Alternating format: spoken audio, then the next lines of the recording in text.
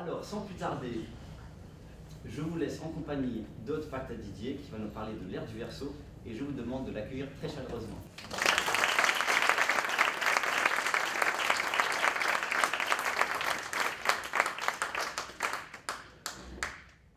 Voilà, eh bien bonsoir à toutes et à tous. Je suis enchantée que grâce à la Bosnie, je puisse faire une conférence à Genève parce que c'est la première fois. J'en ai fait à Lausanne, j'en ai fait à d'autres endroits en Suisse, mais pas à Genève. Voilà.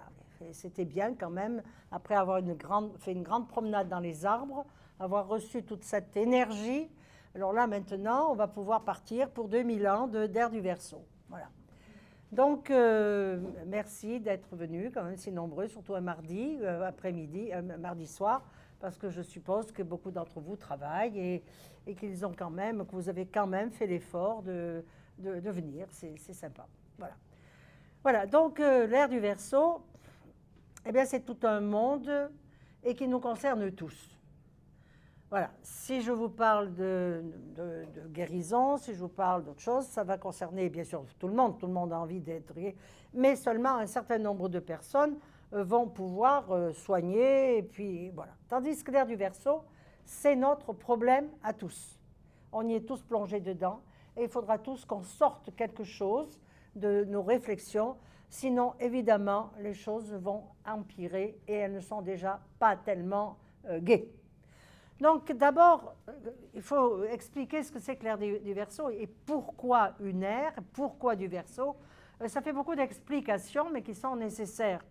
Parce que je pense que beaucoup d'entre vous ont entendu parler de l'ère du Verseau. Ça, c'est une chose qui, j'allais dire, qui court les rues, qui court peut-être même les télés, tout ça, les médias. Mais à quoi ça correspond et en quoi, justement, nous sommes concernés tous? Eh bien, d'abord, si nous parlons d'une ère zodiacale, eh bien, il faut la mettre, si vous voulez, dans un contexte beaucoup plus vaste. C'est qu'en réalité, il n'y a pas de secteur qui ne soit, je dirais, compris dans une grande dimension. Alors, l'ère du Verseau, ça n'est jamais que 2000 ans qui arrivent, là. Oui, ce n'est que 2000 ans. Hein. Donc, ces 2000 ans ont bien quelque chose à faire avec nous, avec chacun d'entre nous, et vont bien nous demander quelque chose, je dirais, qu'est-ce qu'on va faire pour que cette ère du Verseau soit, et surtout qu'elle soit une réussite pour l'humanité. Alors, il faut donc bien comprendre que celui qu'on appelle le Créateur, moi je ne sais pas comment vous l'appelez dans votre cœur ou dans votre âme, le grand horloger, si vous voulez, comme disait notre grand Voltaire, le grand architecte, comme en disent d'autres, la pleine conscience, comme diraient d'autres, et tout simplement Dieu, comme diront la plupart. C'est pas possible que ça existe s'il n'y a pas eu quelqu'un pour le faire, la fabriquer. Voilà. Donc, si quelqu'un a fabriqué ce que nous avons ici sous la main, sous les yeux, c'est qu'il y a une raison. C'est qu'il y a des lois. On ne fait rien de concret s'il n'y a pas des lois qui sont sous-tendues à ce genre de concept. Eh bien, effectivement, pour bien comprendre l'ère du Verseau, il faut comprendre qu'il y a deux lois. C'est la loi d'évolution. S'il n'y a pas d'évolution, il n'y a aucun besoin d'avoir des ères zodiacales. Et l'autre, c'est l'ère de la juste rétribution, c'est-à-dire de l'avancée, comment les choses sont rétribuées d'une vie à l'autre, bien sûr pour les individus, mais aussi d'une civilisation à l'autre, dans les grandes civilisations. Donc vous voyez, on est dans un débat, je dirais, cosmique déjà. On ne peut plus se contenter d'une année, de 10 ans. On est dans le monde total, c'est-à-dire on est dans l'univers. Alors c'est un peu, ça fait peut-être un peu beaucoup, vous me direz, l'univers, mais nous avons des prédécesseurs qui nous ont donné quand même des pistes et qui ont su nous amener petit à petit à ce que nous sommes maintenant.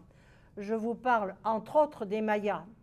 Vous avez tous entendu parler, bien sûr, je suppose, des Mayas, qui était déjà une civilisation extrêmement, je dirais, puissante et pleine de connaissances. Et eux, ils nous ont donné, on a eu la chance, si vous voulez, qu'ils nous apportent des connaissances, je dirais, du temps, un calendrier. Et ça, c'est important parce que quand on est dans le flou, on dit oui, l'ère du Verseau, l'ère de ci, l'ère de ça, mais sur quoi je m'appuie, moi? Eh bien, les Mayas, eux, ont su véritablement donner un sens au temps. Alors, le temps, voilà, nous entrons aussi dans quelque chose de terriblement difficile à comprendre. Et le temps, les gens ne l'ont pas compris de la même façon dans les civilisations, les dernières civilisations, et même de notre temps carrément. Donc, vous avez par exemple Isaac Newton, dont vous avez certainement entendu parler, le monsieur de la pomme, hein, vous savez, celui qui a... Oui, la pomme qui lui est tombée sur le nez, soi-disant. Il paraît que ce n'est pas vrai d'ailleurs, mais ça fait joli dans le paysage de dire que la pomme lui est tombée dessus et que du coup, il en a déduit la loi de la gravitation. Mais peu importe s'il y a eu une pomme ou pas.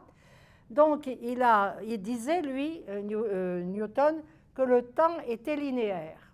C'est-à-dire que il n'y avait pas de commencement, il n'y avait pas de fin, mais il n'y avait pas il y avait pas de colline, il n'y avait pas de précipice, c'était tout plat.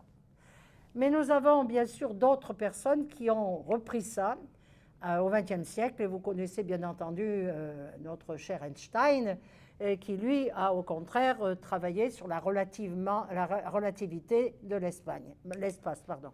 Et puis vous avez... Je ne suis pas en train de parler de Podemos ici. Hein? Ouais. Et puis nous avons un grand savant qui s'appelle Stephen Hawking, que vous connaissez peut-être au moins de réputation, qui lui a dit non, le temps et l'espace vont ensemble. Si l'un existe, l'autre existe aussi. Et il a fait ce dessin qui est absolument ahurissant et qui nous permet justement de voir à quel point c'est beaucoup plus complexe qu'on s'imagine. Alors, lui, il dit que l'espace ne peut être courbé sans que le temps le soit aussi. Alors, vous voyez, déjà, le temps est courbé. Autrement dit, les choses reviennent. Mais comme il s'agit d'une évolution, le temps ne peut pas passer forcément par les mêmes endroits. Donc, si ça vous intéresse, vous pourrez regarder tout à l'heure ce dessin étrange. Il nous parle d'ailleurs du ruban de Moebius, où l'on voit justement une locomotive qui parcourt le temps et l'espace. Et vous voyez, elle reviendra toujours au même endroit, mais il n'y a pas de commencement, il n'y a pas de fin. Et je trouve que cette image que j'ai rencontrée dans un livre justement de Stephen Hawking il y a bien des années m'a énormément intriguée. Et c'est la première fois que je la présente en conférence parce que j'ai pu avoir enfin une photocopie. Donc ceux qui seraient intéressés pour... Alors, vous voyez, pour Newton, le temps et l'espace, c'était une ligne comme ça. Voilà. On commençait ici, la locomotive partait ici, elle traversait le temps, l'espace, et elle repartait, on ne sait pas où, il n'y avait pas de retour, il n'y avait pas de début, il n'y avait pas de fin. Ça ne peut pas marcher, parce qu'il faut justement que le temps et l'espace puissent être, je dirais, contenus dans quelque chose. Sinon, les aires zodiacales et tout ce que je vais vous dire, ça n'a aucun sens. Donc, vous voyez, il dit bien, hein, le temps l'est également, ce qui revient à dire que le temps a une forme, vous voyez. Il y a beaucoup de gens qui se sont penchés sur l'histoire du temps. Et bien, lui, il dit il faut que le temps ait une forme. Mais il semble aussi n'avoir qu'une seule direction, comme la locomotive de cette illustration. Et justement, il y a quelque chose d'absolument incroyable de suivre cette locomotive qui a une forme qui va absolument se répéter. Donc, si je reviens aux aires zodiacales, les Mayas avaient dit que notre univers a 14 milliards d'années. Ils l'avaient dit déjà il y a 1500 ans. Et à cette époque-là, vous vous doutez bien que la science n'était pas encore très efficace. Bon. Mais les savants, maintenant, les chercheurs, avec les appareils sophistiqués dont ils disposent, ont effectivement dit l'univers a 14 milliards d'années. Bon, ils disent 13 milliards 800 millions d'années. Faites-nous grâce de quelques années, ça ne peut pas être tout à fait comme ça. Mais les Mayas avaient compris aussi que justement le temps et l'espace vont ensemble, bien sûr, mais qu'ils se produisent sur une spirale, et sur une spirale descendante. Alors, je ne sais pas, je vais essayer de voir ce qu'on va donner ici. Ça donne rien, bien sûr. Voilà.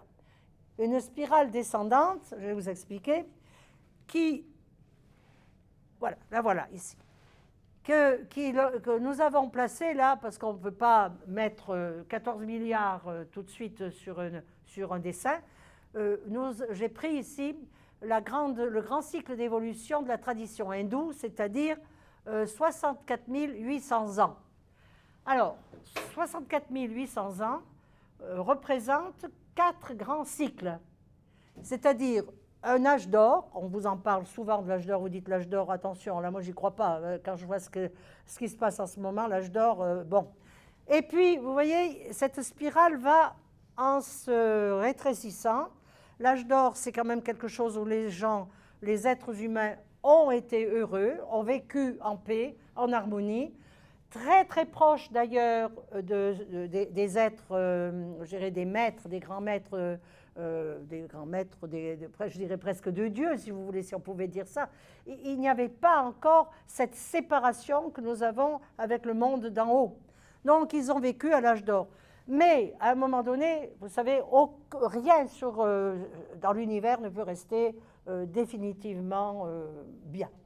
À un moment donné, il y a des égos qui se créent, des pouvoirs, des vagues de pouvoir, et on commence tout doucement à régresser.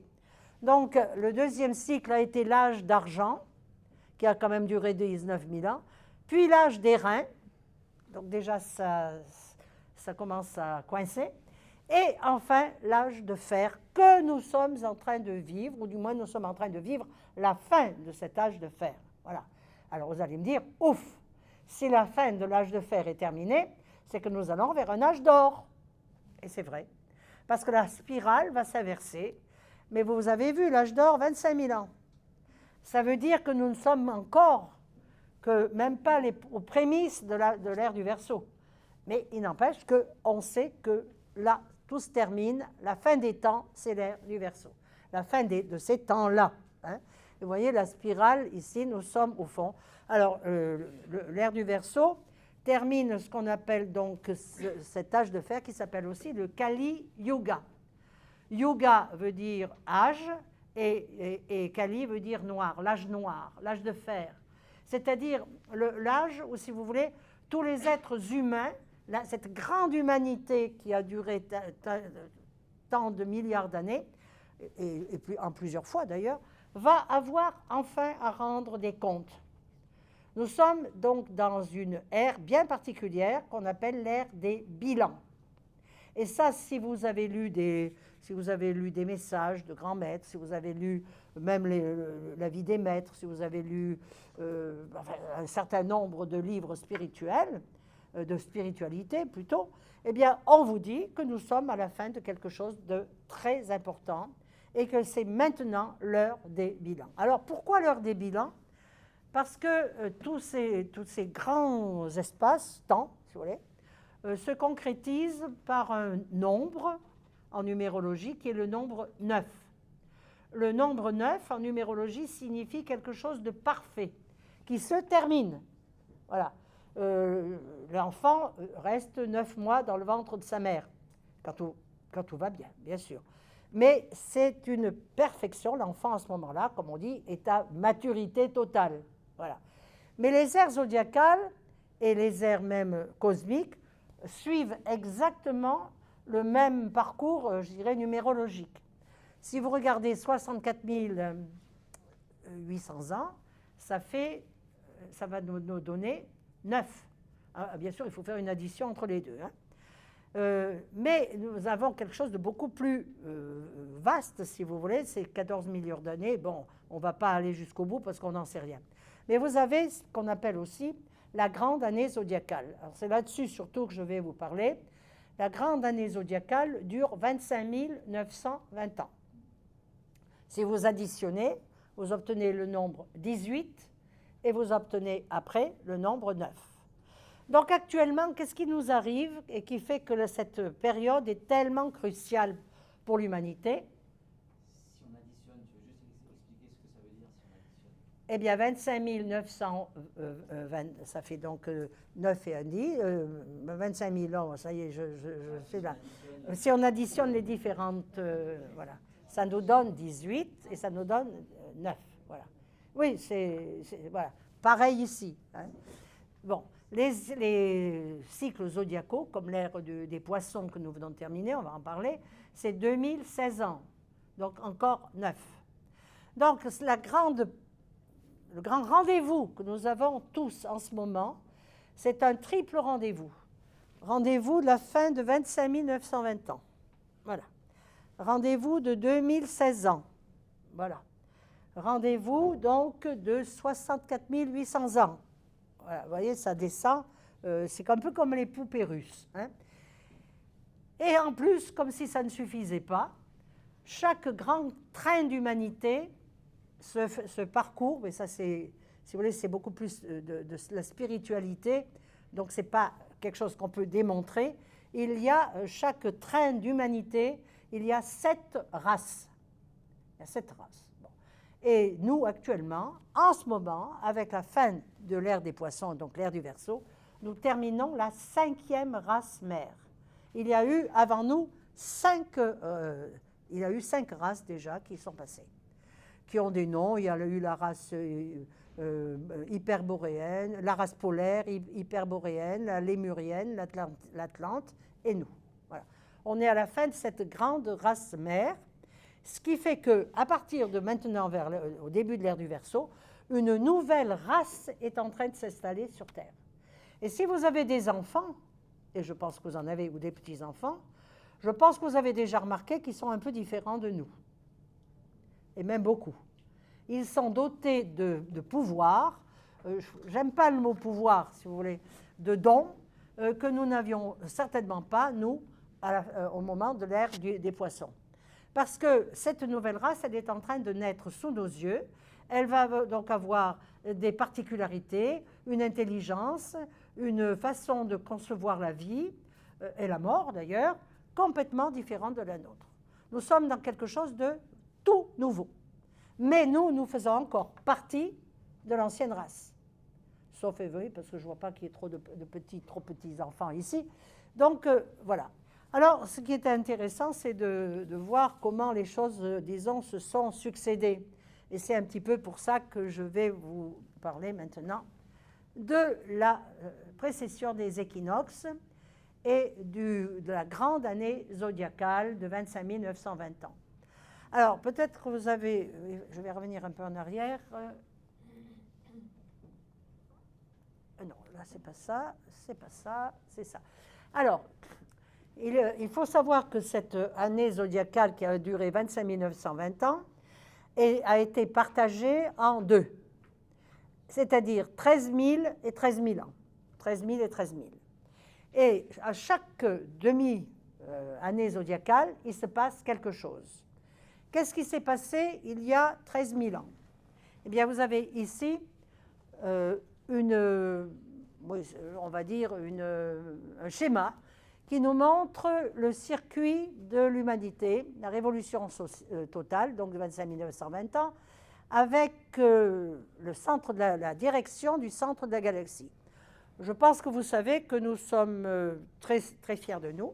Nous sommes des êtres humains, attention, on se pose un peu là, hein, mais qu'en réalité, le système solaire est quelque chose de minuscule et qu'il est placé sur la branche externe de la galaxie. Vous voyez, on n'est même pas au centre de la galaxie, on est sur la branche extérieure, vous voyez.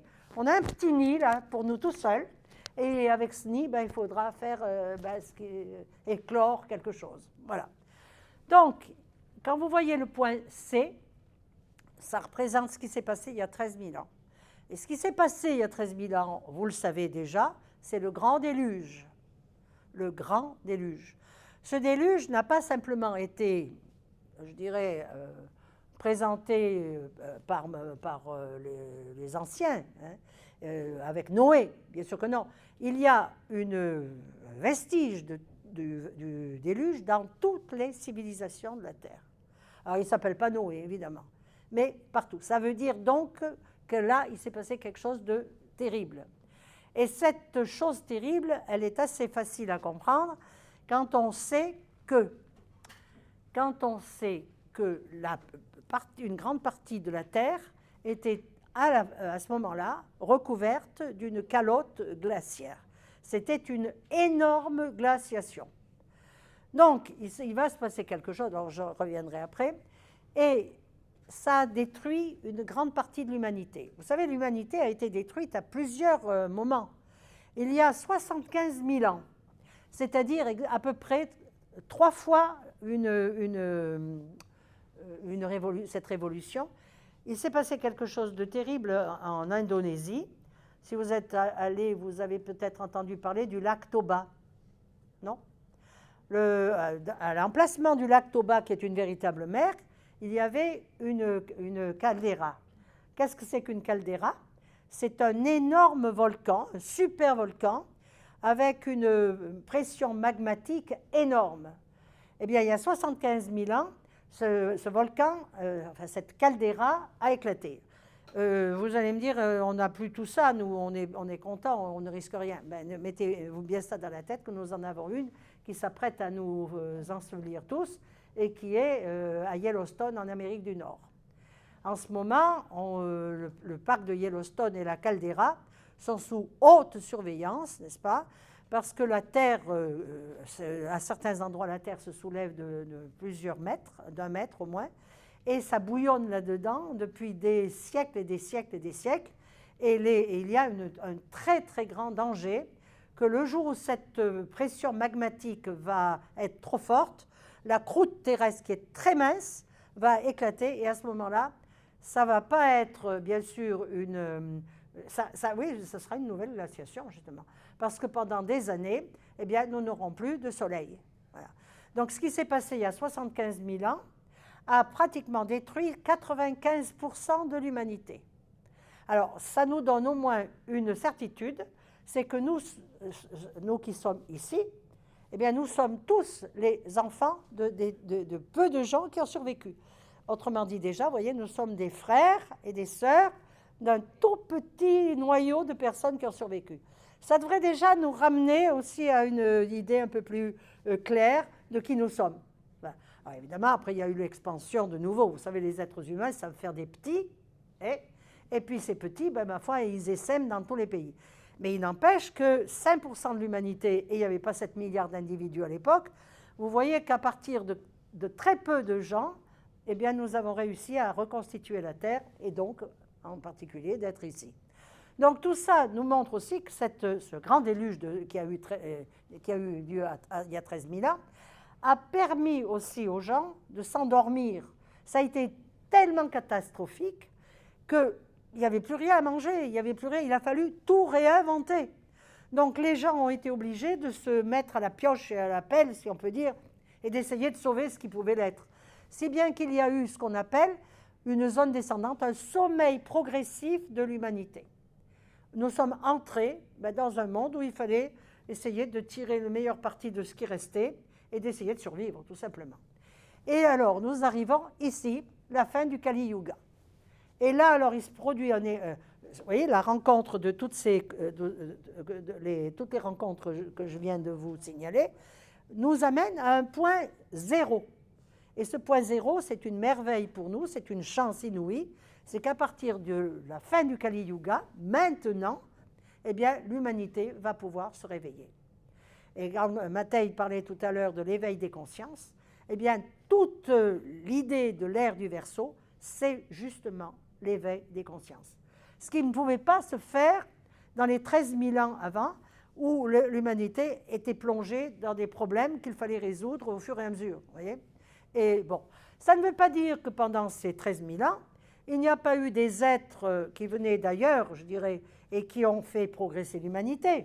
Justement, c'est ce qu'on va voir maintenant dans les ères zodiacales. Voilà. Alors d'abord, est-ce que vous avez une idée de ce que c'est que la précession des équinoxes?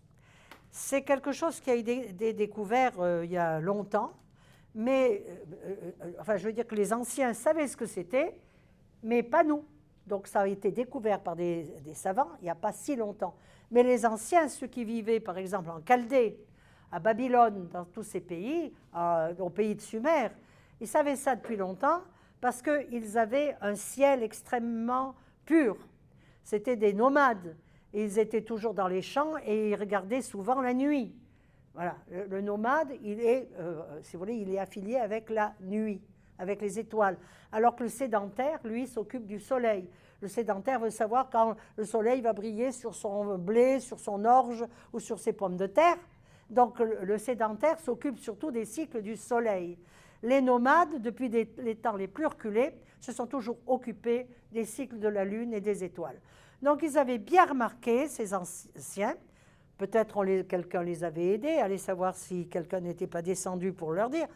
Enfin, ce qui est certain, ils avaient très bien compris ils avaient vu que toutes les années, au moment où le soleil entre dans le signe du bélier, le soleil semblait régresser d'1 degré, mais pas d'1 degré par jour, tous les 72 ans.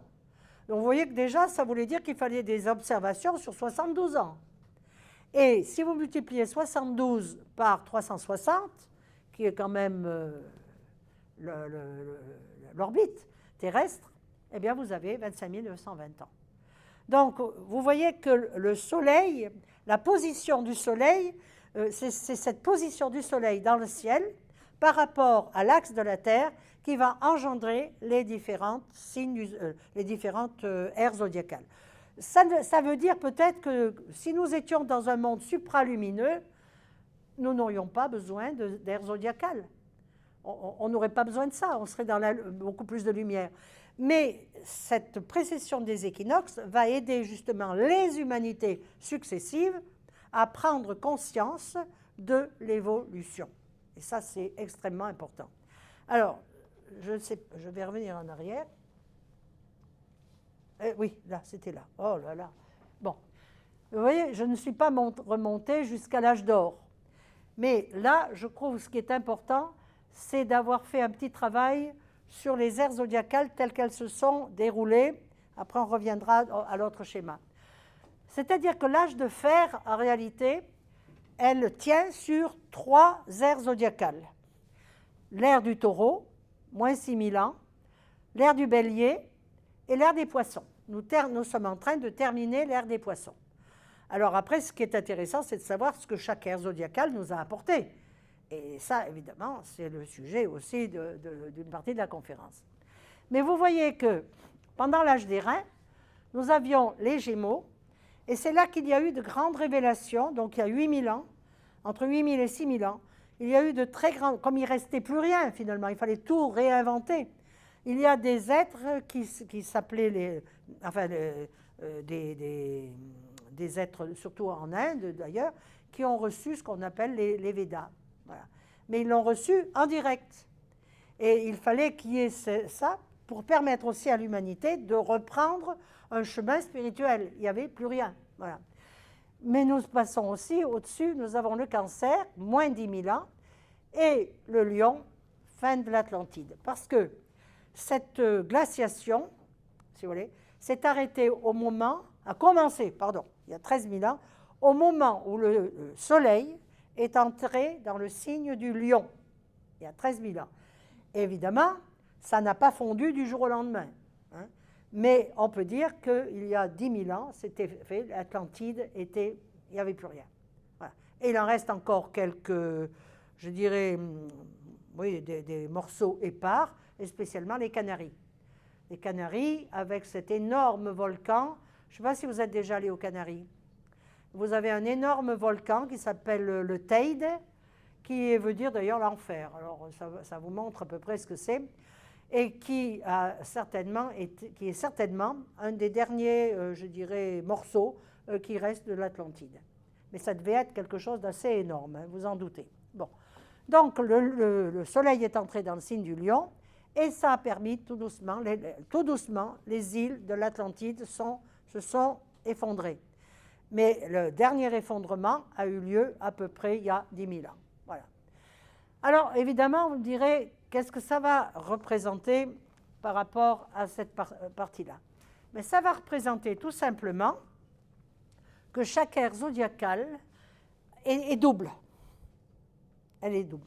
Donc, vous voyez, je vous ai marqué ici l'ère des poissons, que nous sommes en train de quitter. Bon, c'est quitté depuis une trentaine d'années. On est déjà dans l'ère du Verseau. Hein. Mais c'est tellement, depuis si peu de temps, qu'on n'a pas encore vraiment le temps de s'en apercevoir. Bien qu'il y ait des prémices. Hein. et qui sont même assez clairs. Mais encore faut-il savoir les reconnaître. Donc, fin de l'ère des poissons, qu'est-ce que vous voyez en face? Vous avez l'ère de la Vierge. Non, ce qui est rouge. Voilà. Donc, puisque nous sommes dans un monde d'évolution, il faut bien comprendre qu'à chaque ère zodiacale va correspondre une forme d'évolution.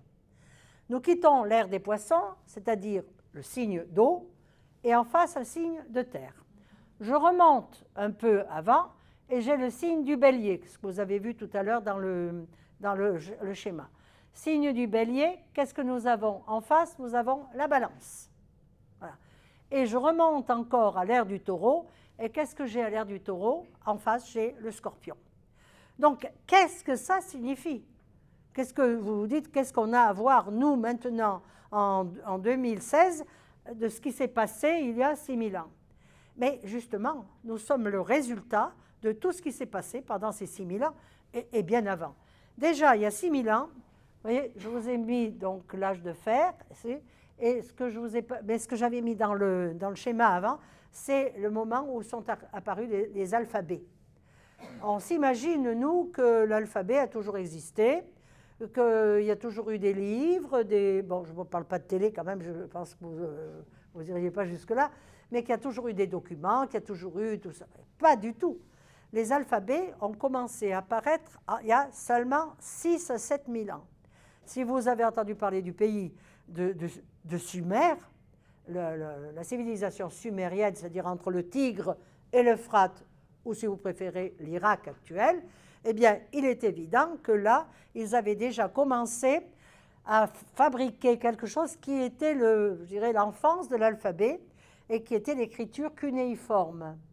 Une écriture cunéiforme, c'était des tablettes d'argile dans lesquelles ils mettaient des poinçons. Vous voyez, c'est un petit poinçon, quoi. Et ils faisaient et selon la façon dont ils orientaient le poinçon, ça faisait des lettres et ça faisait des messages. Vous voyez qu'on n'était encore pas vraiment dans l'alphabet, hein.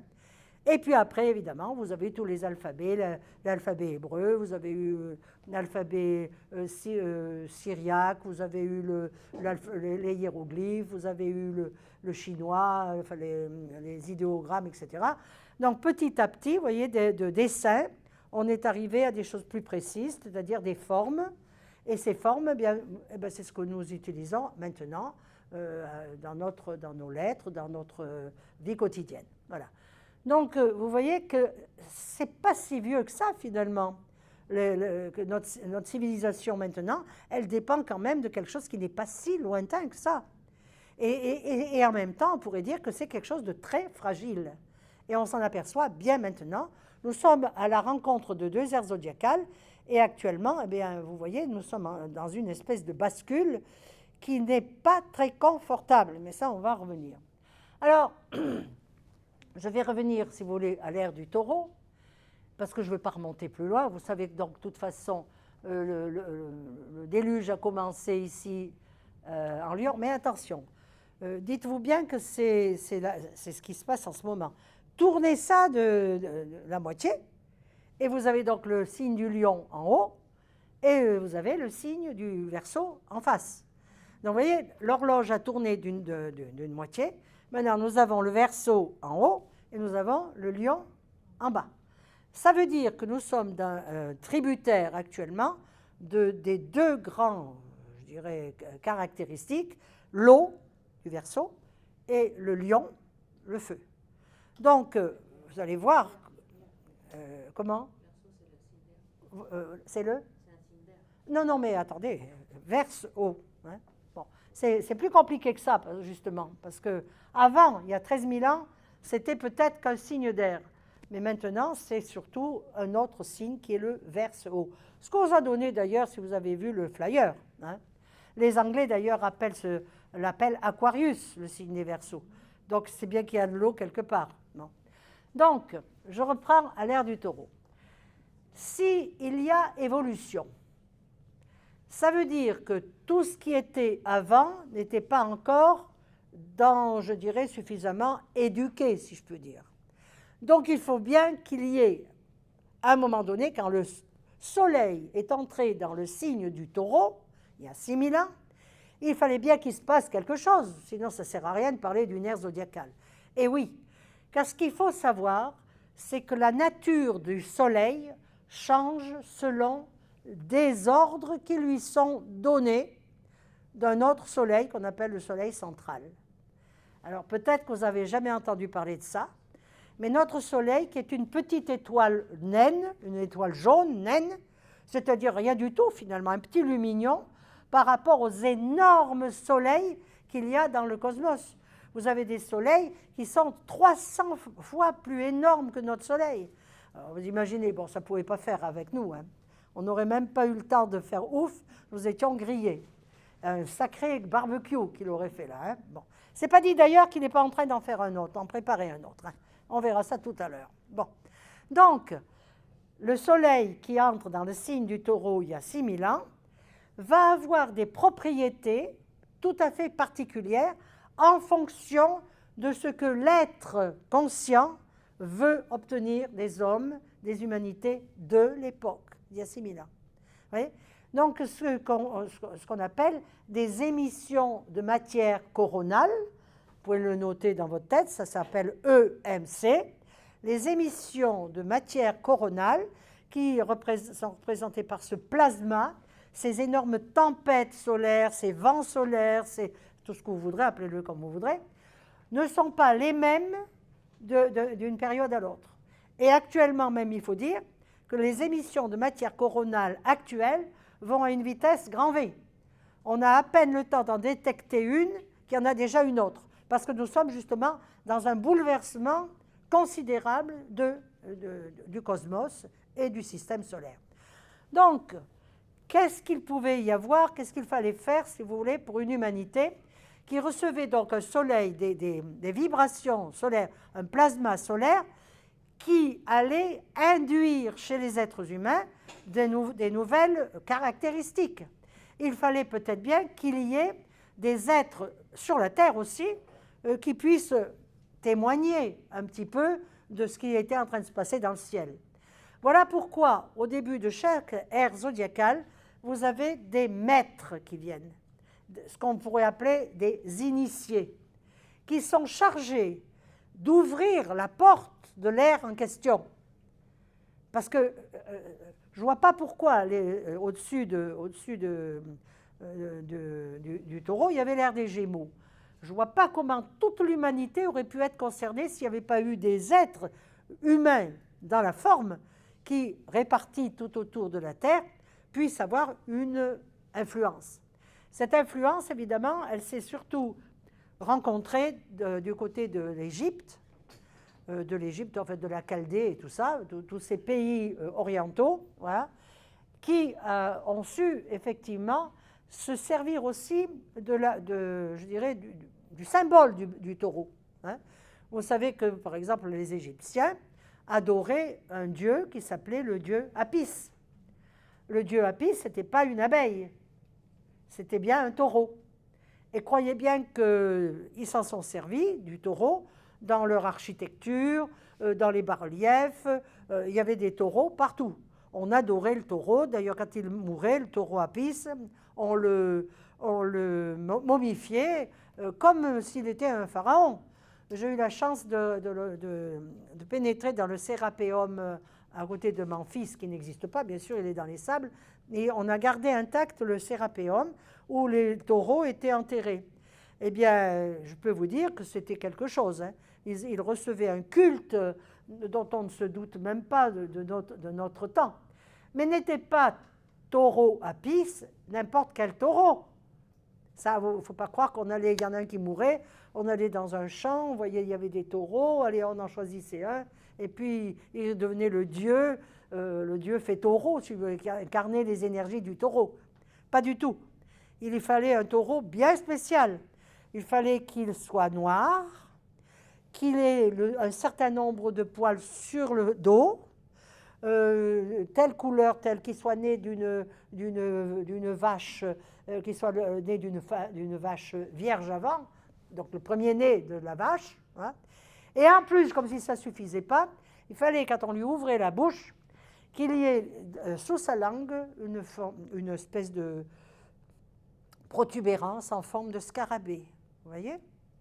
Alors on me dirait, scarabée, alors franchement, ils avaient des drôles d'idées, les Égyptiens. Non, si on sait que le scarabée s'appelait Khépri chez les Égyptiens, K-H-E-P-R-I, et que Khépri veut dire recommencer, renaître et tout remettre en route, vous comprenez bien pourquoi le nouveau taureau allait perpétuer le culte de ces taureaux. Voilà. Alors, puisqu'en face, en face du taureau, il y a le scorpion. Alors le scorpion, bien mon Dieu, là nous avons deux choses dans le scorpion. Le scorpion ne s'est pas toujours appelé scorpion, ou plutôt il était divisé en deux. Il y avait le serpentaire, le serpent, et vous savez que les pharaons utilisaient le serpent, le cobra, sur leur chente. Hein. Ça voulait dire qu'ils étaient arrivés à un degré de réalisation extraordinaire. C'est-à-dire que la Kundalini, ce serpent qui se trouve au bas de la colonne vertébrale, s'était réveillé et ils étaient devenus des initiés. Donc vous voyez que même à l'ère du taureau, il y avait quand même des gens qui avaient cet éveil. Parce que l'éveil se faisait à ce moment-là par rapport à la sexualité.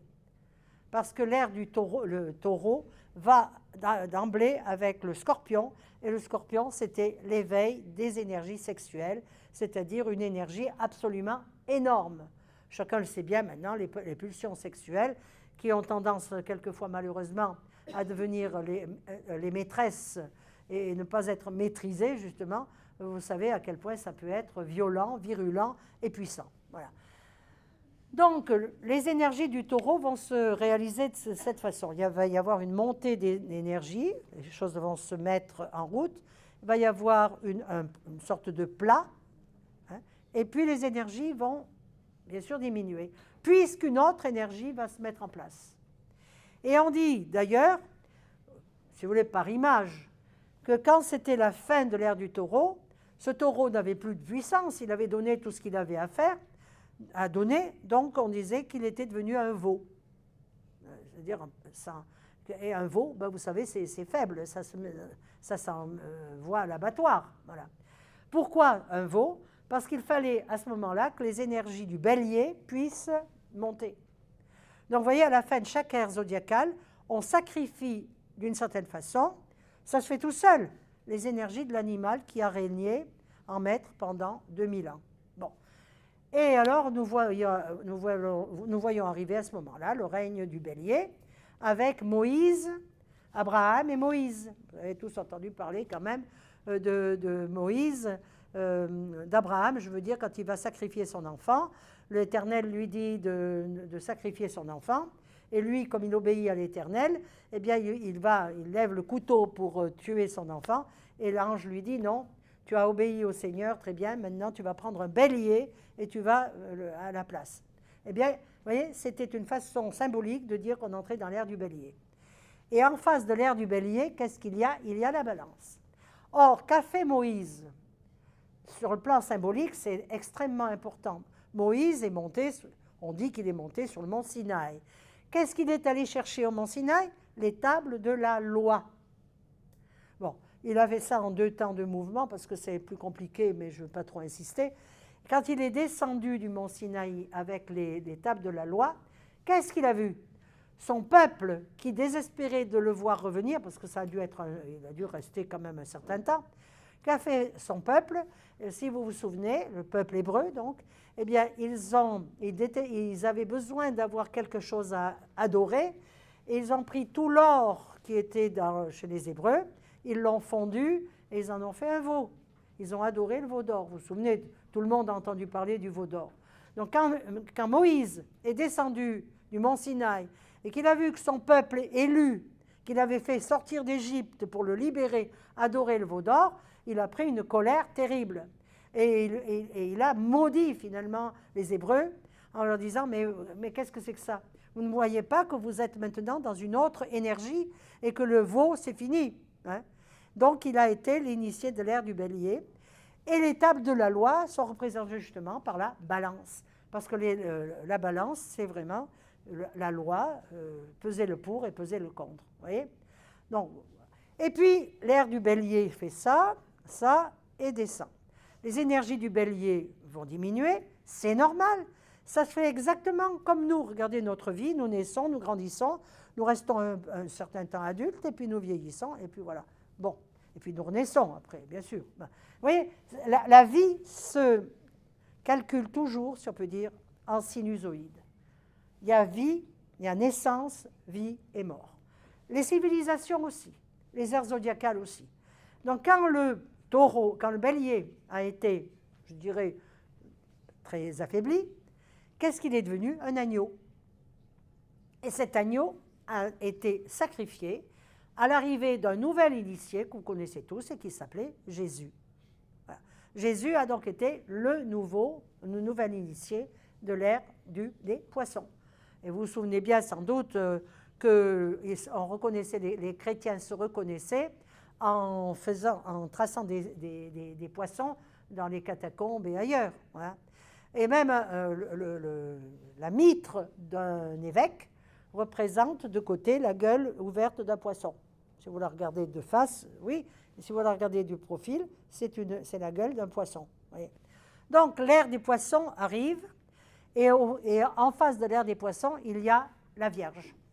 Donc nous sommes maintenant dans quelque chose de complètement nouveau, et le nouvel initié va apporter quelque chose que les autres n'avaient pas apporté. Il va apporter la notion de l'amour et de la fraternité. Donc chaque initié a apporté ce qu'il était capable de donner et qui lui était demandé. Ce n'était pas n'importe quoi. Les choses ne pouvaient pas passer, par exemple, de l'ère du lion à l'amour maintenant, 6 000 ans ou 8 000 ans après. Il y avait tout un travail progressif à accomplir. Et Jésus a été celui qui a fait ce travail de nous montrer ce que c'était que l'amour. Mais évidemment, l'ère des poissons va nous apporter aussi autre chose. Parce que chaque ère zodiacale nous amène une autre façon d'aimer. Alors là, peut-être pendant Taureau-Scorpion, ça a peut-être été beaucoup l'éveil de la sexualité, de la sensualité. OK. Mais ça nous donne aussi des nouveautés dans les arts, dans l'architecture, dans la façon de travailler les métaux, donc les alliages, par exemple, avec le feu, au temps du bélier, vous voyez. Et là, l'ère des poissons nous a amené à l'humanité les moyens techniques de s'occuper de l'eau et d'en tirer tout ce qu'il y avait à en tirer. C'est-à-dire que ce soit les bains, que ce soit la vapeur, que ce soit... Enfin, vous voyez, l'eau a été, je dirais, au centre de l'ère des poissons. Mais il y a eu autre chose au niveau, si vous voulez, des croyances. Certes, on nous a dit « aimez-vous les uns les autres », aimez-vous les uns les autres, oui, d'accord, mais ça n'est pas quelque chose qui est réglé d'avance. Donc, les gens se sont dit « oui, mais nous n'avons pas de connaissances, nous. Nous ne savons pas comment aimer. On n'a pas aimé peut-être de la même façon pendant des milliers d'années. Comment on va faire maintenant ?» Donc, ils se sont dit « eh bien, il nous faut des églises. » Et ils ont fondé des églises. L'ère des poissons est véritablement la période où les églises ont commencé à fleurir un peu partout. Je pense que vous connaissez la date, je dirais, importante du christianisme sous l'empereur Constantin. Jusque-là, les chrétiens n'avaient rien à dire, c'était une secte comme les autres. Mais l'empereur Constantin, qui voulait garder une trace dans l'histoire, a choisi les chrétiens pour se hisser au sommet du pouvoir. Et il a tout donné aux chrétiens. Des églises, du temple, il a fait en sorte que l'église chrétienne devienne très riche et très influente. Donc évidemment, les pères de l'église, qu'est-ce qu'ils ont fait, les pères de l'église? Ils ont pris le pouvoir. Qui n'aurait pas fait pareil à leur place? Ils ont pris le pouvoir et ils ont dit, c'est nous qui possédons la vérité. Et cette vérité, eh bien, ils en ont fait des dogmes. Et ces dogmes sont devenus des religions. La religion, toutes les religions que vous imaginez, et qui se sont succédées tout au long, surtout de l'ère des poissons. Vous avez qu'à, je ne veux pas vous passer toutes les églises parce qu'on n'en finirait pas. Et tous les 600 ans à peu près, nous avions de nouvelles églises qui apparaissaient. Par exemple, au VIe siècle, nous avons eu l'islam, et un peu plus tard, donc au Moyen-Âge, un peu après le Moyen-Âge, nous avons eu la Réforme. Vous voyez, il y a toujours à un moment donné comme quelqu'un qui relance le processus. Et toujours, en général, enfin, souvent, avec des choses nouvelles. Ce n'est pas quelque chose pour régresser, c'est toujours pour aller de l'avant. Après, ce que les hommes en font, c'est une autre histoire. Quand une religion devient une religion de pouvoir, au lieu d'être le pouvoir de l'amour, si c'est l'amour du pouvoir, eh bien, évidemment, ça va donner ce qu'on connaît. Et il faut dire que la fin de l'ère des poissons, c'est-à-dire le XXe siècle, ce que nous venons de vivre, a été la période la plus sanglante de toutes les ères, les dernières ères. Vous vous rendez compte? On a réussi en 100 ans, à partir de la guerre de 14, on a réussi à faire plus de massacres qu'on en avait fait dans les 3 ères zodiacales avant. Alors vous voyez que nous avons vraiment su comment se servir de l'amour. Là, ça a été vraiment une belle réussite. Hein. Donc, tout ça, ça se fait, ça continue, bien sûr. Et ce qui est terrible, si vous voulez, c'est qu'on a tellement cru que la vérité ne pouvait venir que de l'extérieur, et ça vient du fait des poissons. La vérité était cachée, elle était sous l'eau. Les gens n'y avaient pas accès. C'était vraiment le règne des prêtres. Mais en même temps, de tous les guides de l'humanité, même les pires, je n'ai pas besoin de vous dire ce qui s'est passé en Allemagne, en Italie et tout ça, vous le savez. Bon. Mais justement, on avait besoin, à l'ère des poissons, on avait besoin de croire en quelqu'un. On n'avait pas la faculté de se dire c'est faux, je ne veux pas obéir à ça.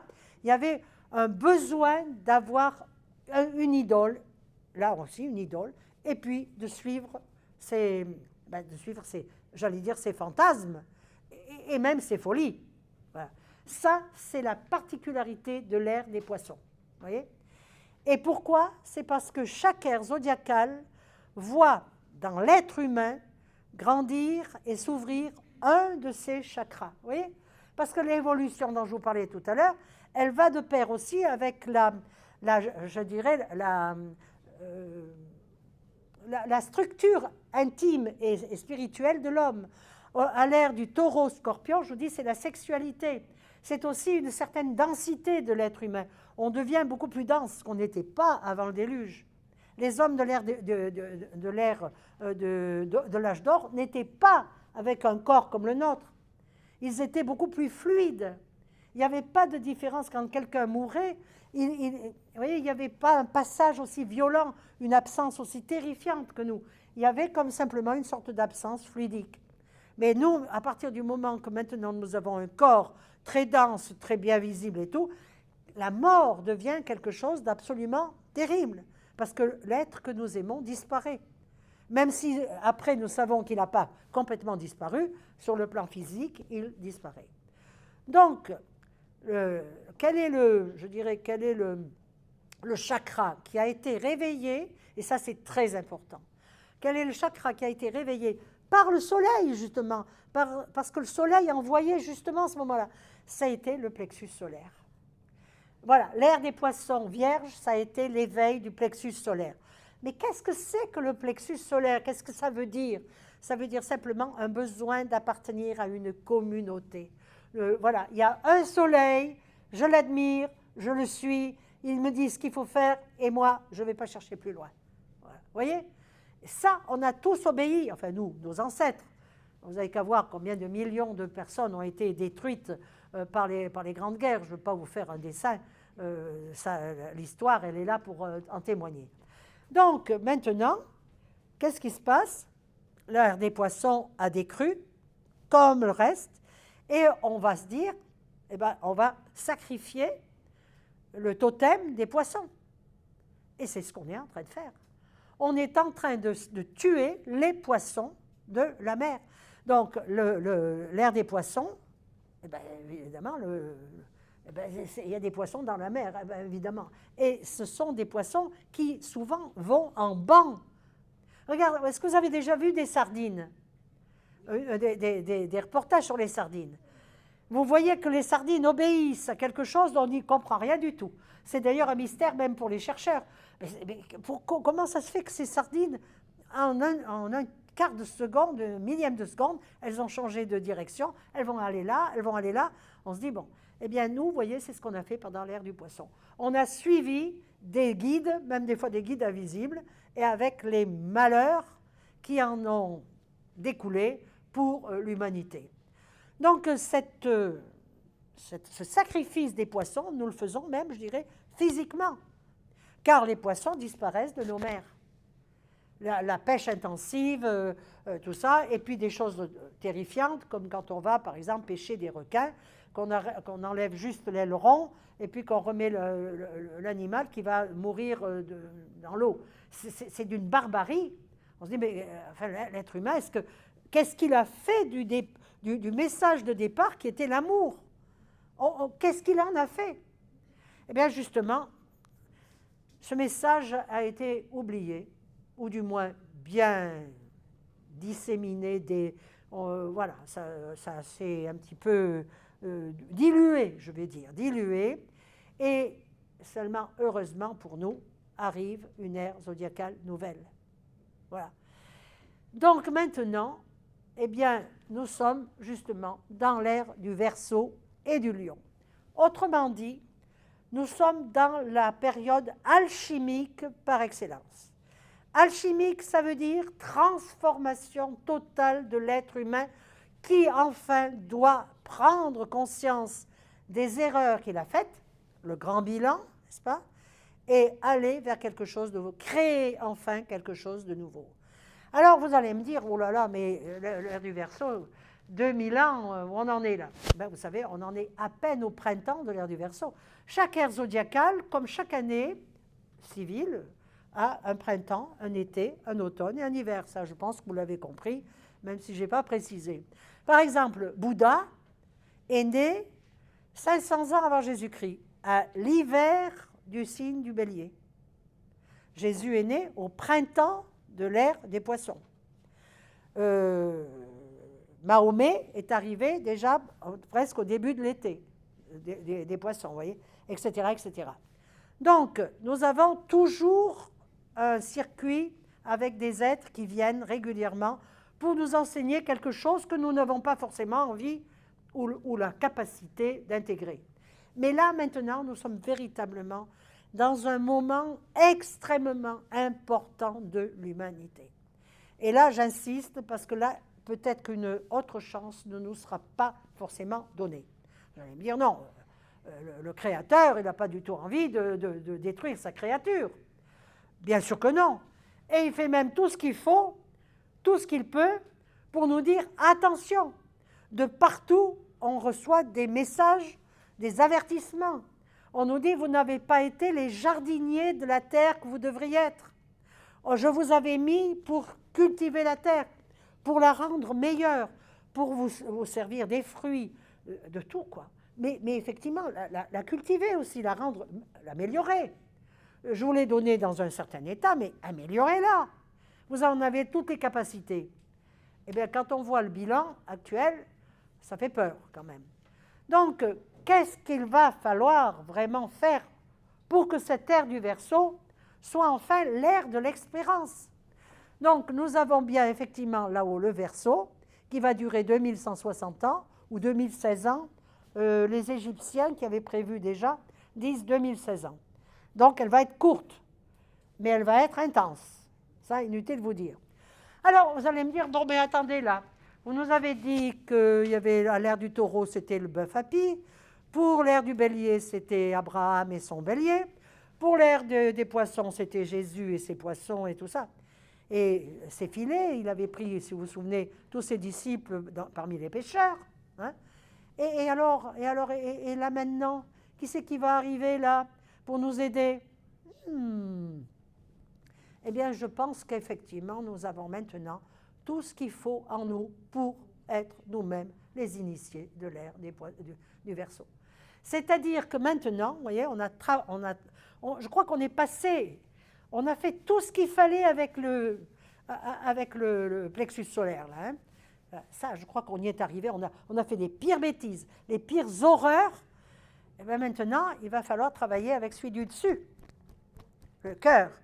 Mais maintenant, vers ce haut, alors je reviens à ce que vous disiez, mais c'est un signe d'air. Ben évidemment que c'est un signe d'air. C'est l'air de nouvelles ondes. Ce sont des ondes qui vont nous arriver maintenant. Mais il y a aussi des eaux. Mais ces eaux ne vont pas être forcément au départ des eaux maléfiques. Ce sont les eaux d'un nouveau baptême. Ce sont les eaux de la connaissance. Et quand je parle de connaissance, ça veut dire naître avec. Ça veut dire que l'ère du Verseau ne pourra pas exister s'il n'y a pas de fraternité, si nous ne pouvons pas travailler ensemble. On ne pourra pas construire un monde meilleur si nous ne sommes pas ensemble. La connaissance. Vous vous rendez compte? C'est ça qu'expriment l'urne que le Verseau verse sur la terre. Et ça, nous sommes en plein dans l'alchimie, parce que qui dit alchimie dit l'eau et le feu. Donc, si nous ne voulons pas comprendre cette alchimie de nous-mêmes, cette alchimie va nous être imposée. Ça veut dire que la terre, la puissance de notre mère, la terre, va faire déferler sur nous les puissances de l'eau et du feu. Et ça, il n'y a rien à faire, prenez-le comme vous voudrez, vous y croyez, vous n'y croyez pas, moi, d'abord, ça m'est complètement égal. Je ne suis malheureusement pas celle qui a créé ça, je ne vous donne que l'information, et cette information, vous l'avez tous les jours sous les yeux. Donc, l'eau, regardez partout, l'eau remonte, hein, la glace diminue, l'eau remonte, le feu des forêts, etc., et puis tous les feux possibles, nous avons tous les feux de la passion aussi, tous les feux de quoi? Du pouvoir. Actuellement, nous sommes dans une situation où le pouvoir arrive à un point intolérable. Je ne sais pas comment vous vivez en Suisse, puisque, bon, j'habite le pays à côté, et vous savez que chez nous, les choses ne sont pas faciles. Il y a la France à la fièvre, beaucoup de fièvre. Et cette fièvre, ben, ma foi, elle a des raisons que je ne vous exploserai pas ici pour la bonne raison qu'elles sont multiples. Mais cette fièvre qu'a la France et que d'autres pays commencent à connaître aussi, comme l'Espagne, comme l'Italie, comme l'Allemagne d'une autre façon, cette fièvre exprime justement une sorte de ras-le-bol. C'est-à-dire maintenant, on ne veut plus, je dirais, être commandé, on ne veut plus avoir de gens qui vous imposent leurs lois. Alors, bien sûr, c'est les patrons, c'est le gouvernement, voilà. Ça, évidemment, après, vous pouvez trouver tout ce que vous voudrez. Mais c'est sûr qu'il y a actuellement une révolte, on ne peut plus revenir en arrière. Et le soleil, il met son grain de sel aussi, c'est-à-dire qu'il chauffe, il surchauffe, et il nous envoie actuellement des émissions de matière coronale énormes. Il y a, je ne sais pas si je suppose que la télévision suisse doit vous donner de temps en temps des images du soleil, comme qui viennent de la NASA. La NASA est très bien équipée pour ça. Mais quand ils nous montrent régulièrement le soleil, ça fait peur. C'est plus la boule en fusion tranquille, oui, enfin relativement tranquille. Maintenant, on a l'impression d'une marmite en ébullition. Vous voyez? Comment? Eh bien oui, il y a un éclatement. Hein. Alors évidemment, ça nous donne de très belles aurores boréales. Mais les aurores boréales veulent dire aussi qu'une quantité de particules solaires ont traversé la magnétosphère. Donc, ça veut dire quand même que la puissance du Soleil commence tout doucement à affaiblir notre protection céleste. Enfin, je dirais plutôt cosmique, si vous voulez. Voilà. Donc, nous sommes dans un moment crucial où l'être humain va vraiment être mis devant ce qu'il est. Et quand je vous parlais des bilans tout à l'heure, ce sont des bilans qu'il va falloir faire à tous les niveaux, personnel, national, international, et bien sûr pour arriver à quelque chose de beaucoup plus cosmique. Car c'est tout le système, pour la première fois, c'est tout le système cosmique, système solaire, qui est en train de changer aussi de niveau. Vous voyez? Il est en train de changer de niveau. Il est en train de s'éveiller. La Terre est en train de s'éveiller à une vitesse énorme. Quand nous étions en Bosnie, puisque tu as fait allusion, sous la pyramide de Bosnie, j'ai eu la surprise assez agréable de voir que sous la pyramide, la résonance de Schumann était à 7,83 Hertz. Vous allez me dire, bon, ça ne me dit rien. Bon, qu'est-ce que c'est que la résonance de Schumann? C'est quelque chose, c'était une loi, je dirais, qui était restée pendant des années, qui avait été calculée par ce monsieur Schumann, d'ailleurs, je ne sais même pas de quelle nationalité il était, peu importe, qui avait calculé que cette résonance de Schumann, c'est tout simplement la Terre qui émet des basses énergies qui vont se répercuter sur la couche inférieure de l'ionosphère. Donc ça, et ça, il revient sur la Terre, et ça revient. Et la fréquence de cet aller-retour était de 7 Hertz 83.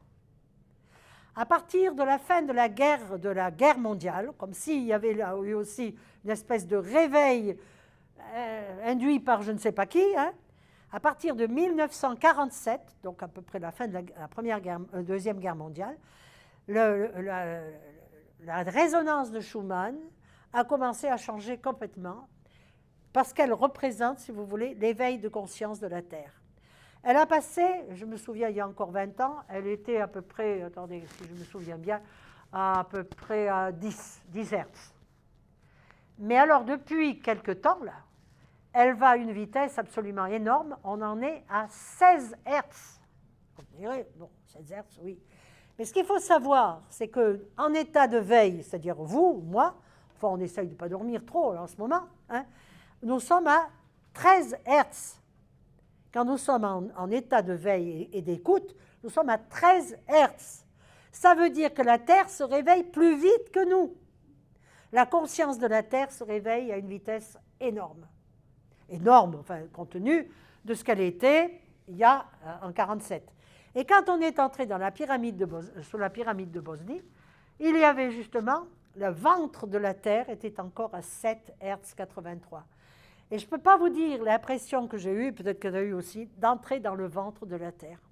D'être dans un endroit de joie, de plénitude, de bonheur. Et pourtant, vous savez, dans les tunnels qui sont sous la pyramide, bon, c'était pas forcément, on se serait dit, tiens, c'était mal étayé, on pourrait avoir peur. Pas une seconde de peur. Vous y étiez? Bon, est-ce que vous l'avez vu, cette histoire de 7 Hertz? Voilà. Donc, j'avais l'impression que cette pyramide qui est là depuis 35 000 ans, intacte, avait gardé pour nous, hommes et femmes du 21e siècle, un cadeau merveilleux qu'elle nous faisait en disant, mais enfin les enfants, mais ralentissez, mais vous allez où là? Est-ce que ça, tu l'as ressenti toi? Ou si tu as peut-être même pas, je ne sais pas si tu as, on n'en avait pas. J'ai senti, mais qu'est-ce qui fait monter la fréquence en dehors des tunnels? Est-ce que c'est les humains? Ben oui, et bien voilà, c'est notre mental humain. C'est le mental humain.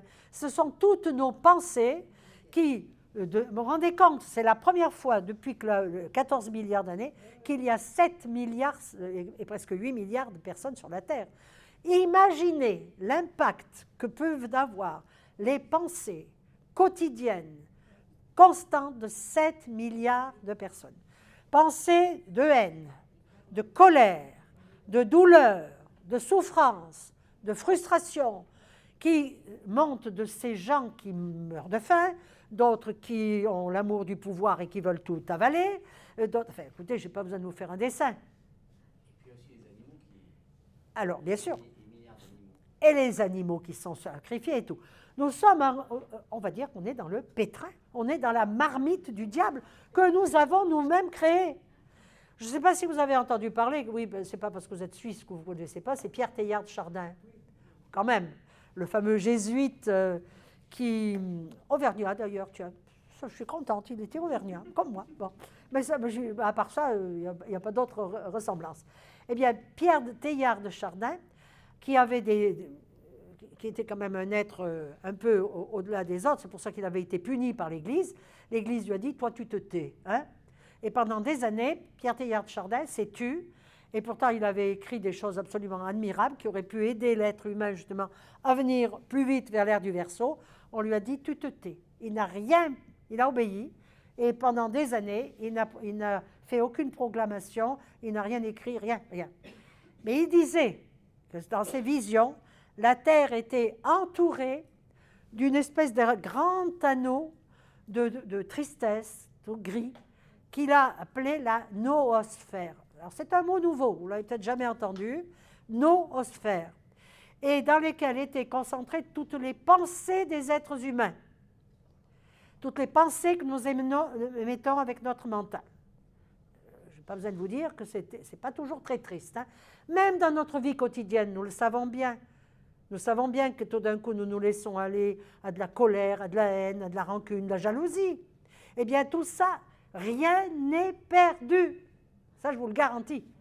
Toute pensée que nous émettons crée des égrégores qui vont s'agglutiner autour de la Terre dans cette fameuse noosphère.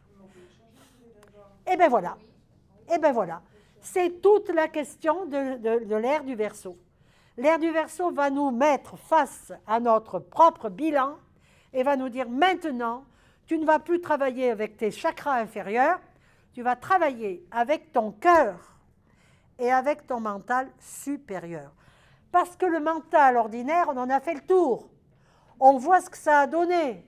Les guerres, les malheurs, tout ce qui est les lobbies qui sont en train de nous bouffer.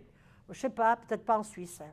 Je ne sais pas, je ne peux rien dire. Je ne peux rien dire sur la Suisse, je ne veux pas me faire partir à coups de pied au derrière, mais je suppose le financier, tout ce qui est, je ne veux pas dire banque, parce que j'ose pas dire banque, mais tout ça, toute la finance, ça devient intolérable. Alors, il va falloir cette fois-ci travailler, passer au-dessus du mental. On a besoin de notre mental. Il ne faut pas dire tout d'un coup, je vais le mettre à la poubelle, celui-là. Il nous aide à vivre. Il nous aide à vivre dans la vie quotidienne. Mais maintenant, l'ère du Verseau, ce verse haut, cette eau du baptême nouveau, c'est justement travailler avec notre mental supérieur. Et alors là, comment on va s'y prendre? Il faut quand même que je donne la recette. Parce qu'il y a une recette. Nous sortons d'une ère zodiacale dans laquelle il y avait, où le corps était un corps dense, qu'il fallait souvent d'ailleurs brimer. Le corps, c'est rien, c'est une dépouille, c'est rien du tout. Et il y avait l'esprit qui se promenait quelque part là-haut, mais tellement loin qu'il était inaccessible. Donc, on n'en parlait pas. Bon. Et puis l'âme qui faisait le trajet entre les deux, là, qui faisait ce qu'elle pouvait, la pauvre, un peu là-haut, un peu en bas, etc. Mais le corps était considéré vraiment comme une poubelle, comme une guenille. Et bien voilà qu'avec l'ère du Verseau, tout va changer. Et ça a déjà commencé à changer.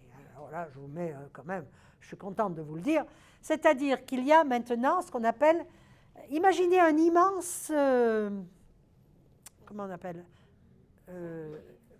merci, sablier. Eh bien, en ce moment, on est en train de faire le renversement de cet immense sablier. Pendant 2000 ans, il y a eu ça. On est en train de renverser tout doucement les premières petites gouttes, c'est pas des gouttes, les premiers grains de sable commencent à filtrer à travers ce goulot d'étranglement. Mais vous voyez qu'on est encore loin du compte. Et déjà, on a compris, par le fait qu'il y a eu des gens qui nous l'ont montré aussi, les savants en particulier, que la chair et l'esprit, c'est pareil. Mais c'est une révolution. Vous ne vous rendez pas compte, vous, parce que vous l'avez déjà peut-être entendu dire. Voilà. C'est que la chair, c'est de l'esprit condensé. C'est que, au lieu c'est-à-dire que les fréquences de la lumière, quand elles descendent en nous, elles diminuent. Effectivement, on arrive à des fréquences de 16 Hertz. Ce n'est pas énorme, hein? Quand vous pensez que dans le monde supralumineux, c'est quelque chose on ne peut même pas l'évaluer. Il ne faudrait même pas y aller tout d'un coup, on serait grillé. Hein? On serait grillé, c'est sûr. Mais il n'empêche qu'un petit peu de sable est en train de couler et de commencer l'ère du Verseau. Donc, nous avons des choses bien précises à faire. Comprendre que notre corps n'est pas cette guenille dont il faut se débarrasser, bien sûr, il faut s'en débarrasser à un moment donné, mais que nous sommes en réalité de la lumière. Nous avons dans notre cœur quelque chose qui vit de vie en vie, d'où la réincarnation. Si vous ne croyez pas à la réincarnation, c'est d'ailleurs votre liberté, mais elle reste là, elle est dans le cœur. Et chaque fois que nous avons un cœur nouveau qui s'incarne, nous avons cette lumière que nous devons maintenant faire grandir à l'ère du Verseau. Donc savoir que notre corps est un temple, non mais attendez, c'est que ça change tout. Au lieu d'être quelque chose on peut lui mettre de l'alcool, de la drogue, on peut lui faire de la sexualité, dans n'importe, enfin, pornographie, tout ça. Mais quelle importance, le corps c'est rien du tout. On meurt et puis après, ben, certainement qu'on ira au ciel, ça, forcément, on ne peut pas faire autrement. Mais vous vous rendez compte que là maintenant, ça change complètement notre rapport avec le corps. C'est que maintenant, nous allons apprendre et nous commençons à apprendre à respecter notre corps. Donc, respecter la pensée qui nous fait agir dans notre corps. Ce n'est pas le corps, en réalité, il est pur, notre corps. Un corps est pur. C'est de la lumière, notre corps. Dans chaque brin de notre ADN, il y a de la lumière. Ça vient d'être démontré.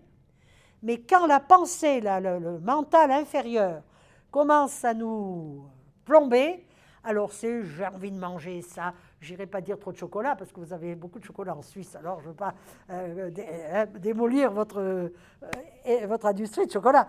Mais on peut manger du chocolat, aimer le chocolat et pas sans voilà. La drogue, tout, c'est notre mental qui nous amène à la drogue. Alors après, évidemment, quand on a commencé, c'est fini, hein. Après il y a l'addiction. Mais si au départ on disait non, je suis en train de mettre quelque chose de terrible dans mon corps, je suis en train de souiller mon temple, ben, je ne sais pas, peut-être qu'en vous disant ça, il y en a qui se sont dit, oui, au fond, je comprends. Mais il y en a qui doivent se dire, oh là là, mais qu'est-ce qu'elle est en train de nous raconter là?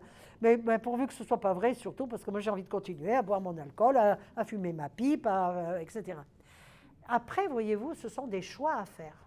C'est tout. Si on a pris conscience de quelque chose, on fait le choix, on a par bonheur ou par malheur, je ne sais pas, le libre arbitre. Deuxième chose, avant de devenir des êtres universels, puisque les Mayas l'ont dit, nous sommes entrés dans l'ère universelle. Bon, je vais peut-être vous montrer. Voilà. Là, c'est simplement sur quelques années. Mais quand cette pyramide, ici, qui est la fin de l'ère des poissons, représente en réalité la façon dont toutes les ères ont été conçues depuis 14 milliards d'années. Ce qui est intéressant voilà, on était dans l'inframonde galactique jusqu'au 28 octobre 2011, et depuis, nous sommes dans l'inframonde cosmique. Voilà, on est carrément, depuis, vous voyez, depuis là, le 28 octobre 2011, on est complètement maintenant ailleurs. Donc, on a d'autres obligations. Donc, on nous donne d'autres moyens de comprendre aussi les choses. Voyez? Et alors, là, bon, mais ça, c'est juste la dernière partie. Mais imaginez 14 milliards d'années. Ce qui se passe chez les Mayas, et qui est important, et vous allez pouvoir le voir dans n'importe quel livre, c'est qu'ils avaient compris que le temps allait se rétrécir 20 fois, diminuer 20 fois plus avec la spirale après. Donc 14 milliards d'années, ça allait donner 20 fois plus, enfin, ou moins plutôt, et moins, et moins, et moins, et moins, jusqu'à arriver ici. C'est eux qui ont dit, voilà, cette ère où nous sommes nous aussi, va se terminer tel jour, parce que la spirale sera là à ce moment-là. Donc, nous sommes en train déjà de remonter un peu la spirale. Mais nous ne sommes pas encore aptes, nous, individus, à bien comprendre, je dirais, l'enjeu de cette remontée galactique et même plutôt cosmique. Donc, il y a des choses par lesquelles nous devons passer obligatoirement. Pour devenir universel, je vais vous étonner, il faut d'abord que nous devenions individuels. Ah ben vous allez me dire, bon d'accord, j'ai compris, elle est en train de nous dire qu'il faut qu'on soit égoïste, qu'on pense qu'à nous, etc. Mais pas du tout. Si je vous disais ça, ben, ce serait quand même un peu grave. Non.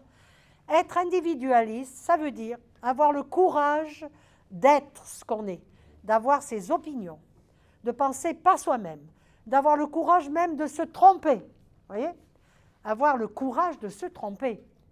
Se remettre en question, merci, tout le temps. Mais vous vous rendez compte, c'est un véritable travail. Ça équivaut bien sûr aux 12 travaux d'Hercule du temps de la Grèce antique. 12 travaux d'Hercule, vous savez déjà, c'était déjà pas mal, hein, parce que Héraclès avait vaincu la colère, il avait vaincu l'orgueil, il avait vaincu la jalousie, le désir de possession, mais à un niveau, un niveau de l'époque. C'est-à-dire que à ce moment-là, les Grecs n'en savaient pas plus, et ils avaient présenté ça par les 12 travaux d'Hercule. Mais les travaux d'Hercule qui nous attendent maintenant, c'est maintenant au niveau du mental supérieur et du cœur. Et là, c'est toute une autre façon d'être. Donc, maintenant, voilà, vous avez compris, nous sommes arrivés là. Et nous devons nous individualiser pour ça. Parce que si nous ne le faisons pas, eh bien, nous repartons à l'ère des poissons où on obéissait à tout le monde. Alors, je vous donne un exemple que vous allez certainement bien comprendre. Donc, s'individualiser, c'est avoir une conscience de soi. Vous vous rendez compte déjà? Conscience de soi et de ce qu'on veut obtenir et ce qu'on veut abandonner. Alors, l'exemple que je donne tout le temps, c'est par exemple celle de la mode. La mode nous remet encore dans les énergies de l'ère des poissons.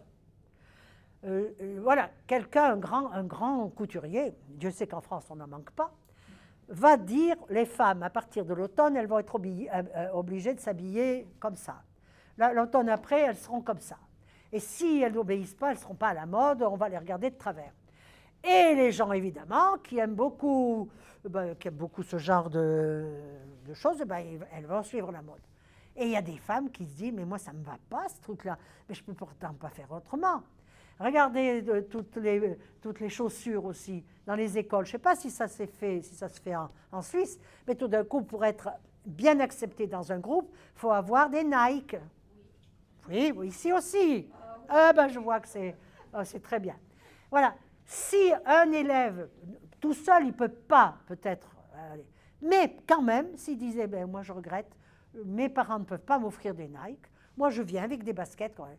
Et s'il était assez ferme pour ça, il se ferait respecter. Oui. Bon, je vous donne un exemple qui est peut-être un peu ridicule, mais cet exemple, il peut être, je dirais, multiplié par 1000, par 100 dans notre vie quotidienne. Oui. On est des moutons de Panurge. Donc, être individualisé, ça veut dire ne plus être un mouton de Panurge. Accepter d'être différent des autres, non pas pour les épater d'une autre façon, mais pour être authentique. Et quand vous lisez des récits, je dirais des messages des maîtres, ils nous disent une chose, soyez authentique. Mais dans le bien comme dans le mal. Si vous avez besoin de faire du mal, exprimez-le jusqu'à ce que vous en ayez assez. Et si vous avez vraiment conçu qui vous êtes, alors faites-le jusqu'au bout. Oui. Donc à ce moment-là, quand on est devenu un individu, c'est-à-dire un être unique, à ce moment-là, on peut devenir universel. On peut se fondre dans le grand univers des maîtres ascensionnés, des guides, etc. Il n'y a plus de problème. Donc tant qu'on reste dans la masse, ce n'est pas la peine. Tant qu'on est dans la vague, ce n'est pas la peine. Il n'y a pas cette compréhension de l'ère du Verseau. Vous voyez? Donc ça devient quand même assez, je pense, intéressant. Et je dirais d'une certaine façon à la portée de tout le monde. Bon. Et surtout, donc, la grande différence, la grande importance, c'est justement de ne plus suivre les dogmes d'une quelconque religion. Les religions, je le regrette beaucoup de le dire, peut-être pour certains qui s'y maintiennent encore, l'ère du Verseau est la fin des religions, la fin des dogmes, de tout ce qui nous a été imposé. Tout ce à quoi on a été obligé de croire, sinon c'est l'excommunication. Regardez ce qui s'est passé. C'était facile, excommunier quelqu'un, c'était le condamner à mort. Parce qu'une personne excommuniée, vous n'aviez plus le droit de lui donner à manger, plus à boire, et ni à le recevoir chez... Alors, on ne le tuait pas, on ne le passait pas à l'échafaud, mais c'était tout comme. On le bannissait. Donc, vous voyez que maintenant, il y a des gens qui ont été excommuniés, qui en ont bien rigolé, et dire, mais qu'est-ce que j'en ai à faire, moi, de votre truc.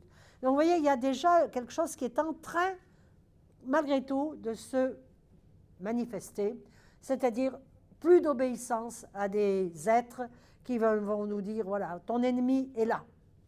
Non, moi, ce n'est pas mon ennemi. Je ne peux pas le considérer comme mon ennemi. D'où peut-être de plus en plus d'objecteurs de conscience, en espérant d'ailleurs qu'on ne sera pas un jour obligé de le dire haut et fort, parce que nous serons plongés dans de nouveau une guerre. Et nous sommes en guerre. Le monde entier est une vaste chaudière de démons, où tout s'exprime, le meilleur comme le pire. Et c'est bien là aussi que nous avons notre rôle à jouer, parce que nous devons, mettre plus d'amour et plus de lumière pour tous ces êtres qui n'ont pas la conscience de la valeur d'un être humain ou d'un animal. Je mets les animaux exactement au même rang. Hein. Tous ces êtres qui sont capables d'égorger sans avoir la moindre frisson, ce sont des êtres primitifs, qui obéissent à quelque chose qui les dépasse et qui n'est même pas dans leur conviction. Voilà, vous voyez, quand on voit ces choses-là, ce terrorisme aveugle qui est en train de faire souffrir tant de gens, on a là justement l'exemple typique que ce que c'est que de suivre des dogmes qui ne vous appartiennent pas, que vous ne comprenez même pas, parce qu'ils ne comprennent pas ce qu'ils font. C'est pour un idéal, soi-disant, qu'ils vont tuer et enflammer, faire souffrir tellement de gens. Donc vous voyez que nous sommes ici, nous avons une énorme responsabilité personnelle. C'est plus le tout de dire maintenant c'est l'autre, c'est le voisin. Si le voisin le faisait mieux, ça irait. S'il laissait pas ses ordures, ça irait bien. Et moi, qu'est-ce que je fais des miennes, n'est-ce pas? Mes propres ordures intérieures. Voilà. Et ça, vous voyez, c'est une prise de conscience à tous les niveaux. Et cette prise de conscience va nous emmener à quelque chose de merveilleux, si nous la faisons. Car en réalité, nous sommes tous issus de la même matrice. Moi, je vais me dire, oui, pas tout à fait quand même. Si, une matrice universelle, puisque le liquide amniotique dans lequel nous avons plongé et vécu pendant 9 mois, c'est la même composition. Que nous soyons une maman esquimaude, une maman bantoue ou une maman suissesse. C'est exactement le même liquide amniotique. Ce qui vient bien montrer que l'humanité, elle est dans l'unité. Mais que nous, après, nous y mettons de la séparativité. Donc, le gros problème de notre monde actuel, ça va être d'accepter la diversité dans l'autre de façon à revenir à cette unité. Et je peux vous dire que c'est un challenge qui commence maintenant, mais qui verra quand verra-t-il, je dirais, son aboutissement. C'est donc un travail, en quelque sorte, de chacun d'entre nous. Tous les jours, nous devons être prêts à nous remettre en question. Voilà. Alors, je vous ai parlé beaucoup des Mayas, et ils avaient écrit ce qu'on appelait à l'époque des codex. Vous savez très bien, malheureusement, que les codex ont été détruits par les Espagnols, qu'ils ont bien vu que ce que ces gens respiraient comme spiritualité, ça ne coïncidait pas du tout avec la royauté espagnole à l'époque, avec tout ce qui avait eu lieu aussi par rapport à l'Inquisition. C'était des gens qui étaient libres.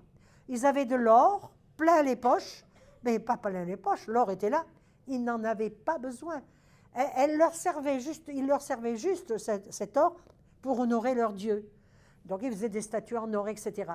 Quand les Espagnols sont arrivés là-bas après 1492, ils ont vu que l'or, mais l'or en tant que, je dirais, argent. Ils ont pillé les Amérindiens, mais non seulement ils les ont pillés, mais ils ont détruit leur culture. seuls 3 codex ont survécu. 3. Et dont un qui se trouve à Londres, l'autre, je crois, peut-être à Paris, je n'en suis pas sûre, et l'autre à Dresde, en Allemagne, hein, qu'on appelle le Dresden Codex d'ailleurs. Et ces codex étaient quelque chose d'absolument merveilleux. Ça nous rappelait tout ce qui avait vécu avant. C'était une sorte de bibliothèque absolument extraordinaire, vous voyez. Et ces codex nous parlaient aussi de l'avenir. C'est bien d'ailleurs pour ça qu'on a encore le calcul maya, qui n'est pas facile à faire d'ailleurs. Je peux vous dire qu'ils avaient l'esprit certainement clair pour eux, mais ce n'était pas clair pour nous. Et dans le codex de Dresde, il y a cette phrase extraordinaire. Au cours de l'ère du 6e soleil, c'est ce que nous commençons maintenant. La 5e race mère, je vous l'ai dit, elle est terminée. Là, maintenant, là, je ne vous dirai pas l'année. Nous commençons le 6e soleil. Vous voyez, ils disaient bien des soleils. Il y avait eu 4 soleils avant eux.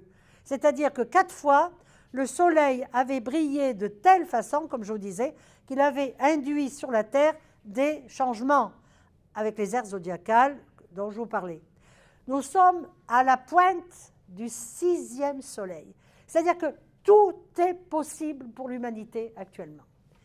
Et il nous dit, au cours de l'ère du 6e soleil, tout ce qui est enfoui sera découvert, la vérité sera semence de la lumière, et les fils du 6e soleil voyageront à travers les étoiles, comme ça se faisait au temps avant l'Atlantide.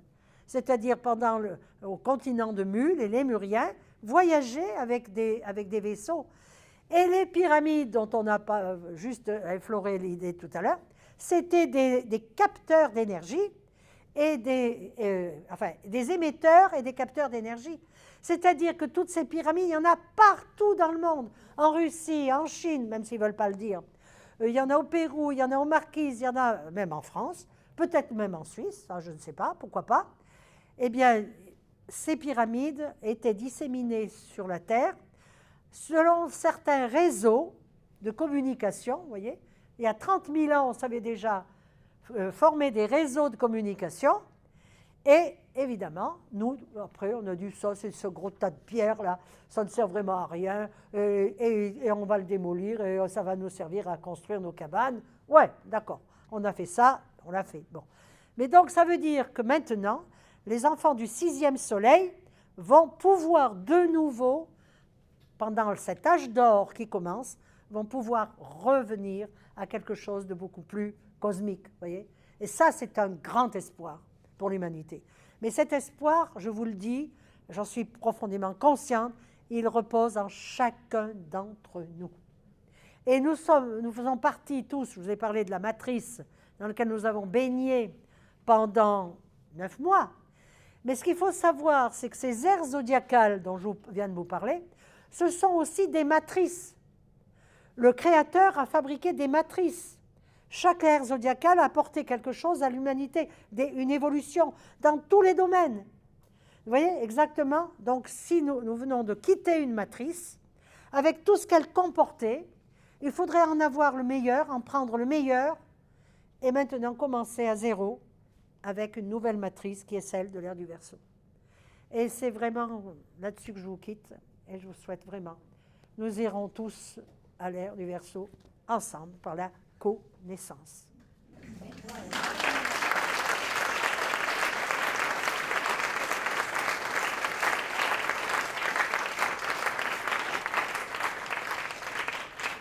Mais je vous le dis, ne me croyez pas.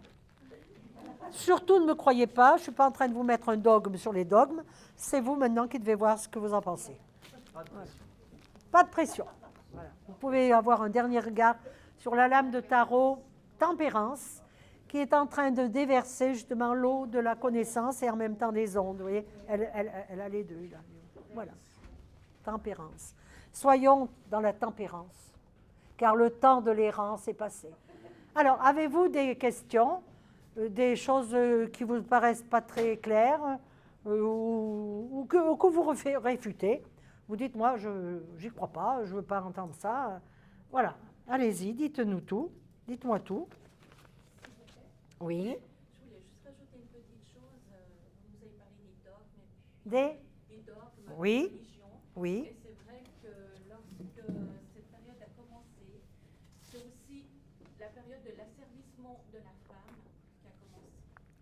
Ah oui, alors là, Bon, mais je veux pas rentrer. oui. Je vais rentrer, messieurs, je vous aime beaucoup. Hein. Oui, oui. Ah, mais je vous assure que on peut. Alors là, je suis tout à fait d'accord avec vous. Alors, ceci, si vous voulez, j'en parle plus particulièrement dans une autre conférence sur les Vierges Noires, justement, qui sont justement les représentantes de la mère et de la femme sur Terre. Et là, je ne pouvais pas aborder ça non plus. Mais vous avez tout à fait raison. Vous avez tout à fait raison. Mais l'ère du Verseau, justement, commence par le nombre 2, qui représente justement le féminin. Alors ça aussi, on n'est pas vraiment parlé, mais maintenant, les hommes et les femmes, donc je devrais dire les femmes et les hommes, doivent faire renaître le féminin qui est en eux. Parce que les hommes ont autant de féminin que les femmes, et les femmes autant de masculin que les hommes. Mais pas dans la même proportion. Voilà. Voilà, on va dire ça comme ça. Hein. Non, mais c'est sûr. Qui a une question insidieuse même? Ouais, moi, j'ai une petite question. Allez-y. Concernant, en fait, pour bien comprendre, en fait, c'est la position de notre galaxie par rapport au système solaire qui se déplace par rapport aux constellations du Verseau, c'est ça? C'est le Soleil qui est entré pour notre petit monde à nous. Hein. On est un tout petit monde, je vous ai dit, sur la branche de la galaxie. Donc, pour notre petit système, qui n'existe pas du tout sur Orion ou ailleurs, pour notre petit système, le Soleil est entré dans l'ère du Verseau et tout le système solaire est en train de changer de plan. Alors, je vous rebondis juste sur une chose, en fait. Oui. Donc, l'ère du Verseau, il me semble, par rapport à ce que j'avais pu lire, c'est qu'il est rentré une partie aux alentours de 1789, pendant la Révolution. Il était présent, puis après il est ressorti, il me semble. C'est possible. Là, je ne sais pas. Okay. Là, je ne sais pas. Mais c'est possible. Pendant une cinquantaine d'années, il était présent, puis après il est ressorti. En fait. Alors, c'est assez curieux parce que normalement, ça voudrait dire que le Soleil a régressé. Alors, peut-être. Dans une zone où en fait les constellations, enfin le Verseau est en relation avec, enfin le Poisson et le Verseau étant proches, là, le système solaire il serait passé pendant la moitié d'une décennie. Ben, vous me l'apprenez, c'est bien possible. Là je n'ai rien à vous dire. J'ai révélé en fait la Révolution française 1789 sur ras-le-bol. Oui, ça, oui. Ben, il y a de nouveau du ras-le-bol. Alors, bon. Enfin, entre autres. Oui. Mais c'est tous les 400 ans aussi qu'il y a quelque chose. Tous les 400 ans, il y a des petites glaciations. Je ne sais pas, vous l'avez peut-être jamais lu, mais par exemple, Louis XIV, dans son grand palais de Versailles, eh bien, il y a eu une glaciation, le vin gelé à Versailles dans les coupes, vous voyez, il y a 400 ans. Et les Mayas mettaient un grand accent sur la période de 400 ans, et ils le représentaient par un personnage qui portait quelque chose sur le dos, ils disaient c'est le porteur d'année, et c'était 400 ans, vous voyez. Donc là, on est à la fin. S'il y a eu quelque chose au temps de Louis XIV, ça y est, il y a 400 ans de passé. Hein. Donc, qu'est-ce qu'il peut y avoir? On ne peut pas savoir. On ne peut pas savoir. C'est-à-dire que la Terre aussi, il faut dire qu'elle a son mot à dire. Pour prendre un exemple, puisque je ne veux pas donner tous les exemples, mais vous voyez, par exemple, en Alabama, pour montrer justement je dirais la responsabilité des êtres humains. En Alabama, il y a cette extraction du gaz de schiste, dont tout le monde a entendu parler, qui est en train de donner peut-être la richesse à l'Amérique, une richesse peut-être pour pas très longtemps, parce qu'on ne voit pas très bien où ça va aller, tout ça. En Alabama, il y avait un petit tremblement de terre 3 fois par an, mais tout petit. Et maintenant, il y en a 3 par jour. Voilà. Ce qui veut dire que cette extraction de gaz de schiste, avec ce que ça représente, fait bouger la Terre, la contrarie dans sa façon d'être, et que, moi je réfléchissais l'autre jour, je dis, mais l'Alabama, c'est en Amérique du Nord. À force de ces secousses, est-ce que ça ne va pas réveiller cette caldeira qui est juste au nord, là? Vous voyez? Voilà, voilà, l'eau et le feu. Vous voyez, je me dis là, on joue les apprentis sorciers. On joue avec des forces qui nous dépassent. Pourquoi? Pour gagner un peu plus d'argent. Donc ça aussi, il faut que l'être humain maintenant se dise, qu'est-ce que je peux espérer de mieux? Quel est l'avenir que je veux? Qu'est-ce que j'envisage comme avenir pour mes enfants? Pour l'instant, on a l'impression que tout le monde voyage à vue, que personne ne pense. Ah si, on nous dit, en 2050, ça va être merveilleux. Plus de CO2, plus rien. On voit que de toute façon, quand il y a des accords, ils sont immédiatement démantelés 8 jours après. Donc, vous voyez, maintenant, je crois qu'il faut que l'être humain sache qu'est-ce qu'il veut faire de sa planète. S'il ne le sait pas, la planète se vengera. Non, je regrette, j'ai dit une bêtise là. Elle ne se vengera pas, elle nous donnera la réaction dont on a besoin. Non, la Terre ne se venge pas. Elle est bien trop pleine d'amour pour nous. Et l'ère de Capricorne, qui est censée venir après, c'est pas le grand hiver? Eh bien, ça pourrait bien. Hein? Et oui, ben, ça sera Capricorne, Cancer.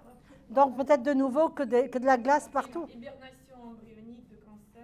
Et Ah oui. hiver, J'y ai pensé aussi, mais je ne veux pas aller trop loin parce que je ne veux pas trop. Écoutez, c'est dans 2000 ans. Hein. Je crois qu'actuellement, nous avons un travail à faire ici et maintenant. Voilà. Et puis après, ma foi, l'ère du Capricorne, on verra bien. la fin du monde. Oui. Voilà. Avez-vous d'autres questions à poser? On va prendre encore une ou deux dernières questions. D'accord, voilà. Vous avez dit qu'au début de chaque ère, il y avait des initiés, n'est-ce pas? Un initié. Voilà.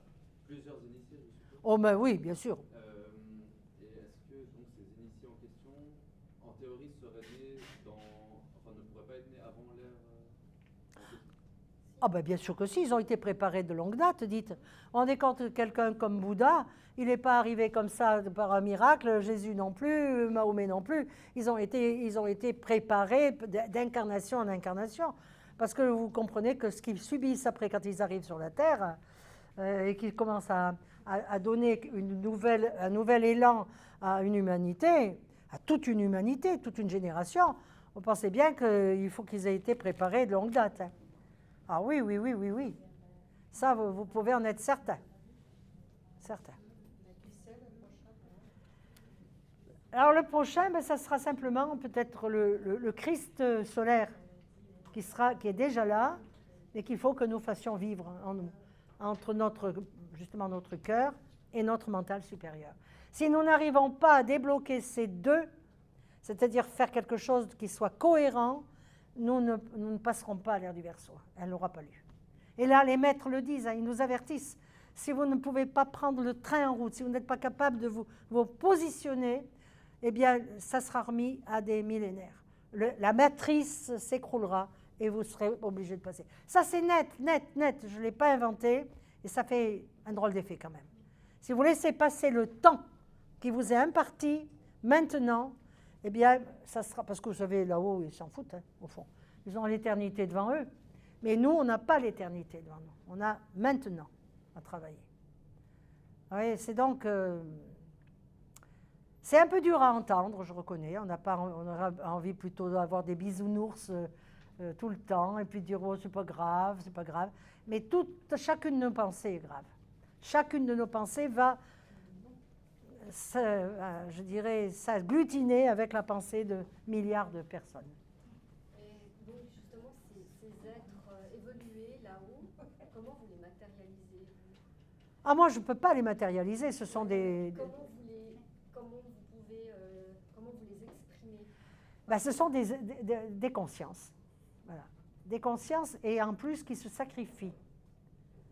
Parce que quand ils ont la charge d'une planète, eh bien, ils ont en quelque sorte renoncé à leur part de paradis, si je peux dire, et ils sont là et ils nous envoient des messages et des énergies tout le temps. Donc vous pensez que ce ne sont que des gens, des êtres bienveillants, qu'on n'a pas aussi des êtres malveillants? Ah, mais bien sûr, mais ça, c'est encore autre chose. Non, moi, je vous parle de l'évolution normale des planètes. Mais il y a aussi, bien sûr, tous ceux qui veulent que ça soit détruit. Ah, ben bien sûr. Bien sûr. D'après vous, par qui sont inspirés tous les gens qui font les terroristes actuels? Vous croyez qu'ils sont inspirés par l'esprit christique? Je pense pas. Alors voilà, le message, je crois, hein, c'est travailler les chakras du cœur. Et ce que font les autres, eh bien, ça les regarde, mais on peut tous faire un travail sur nous-mêmes. Oui. Alors merci beaucoup, Aude, pour toutes ces informations. Parfois,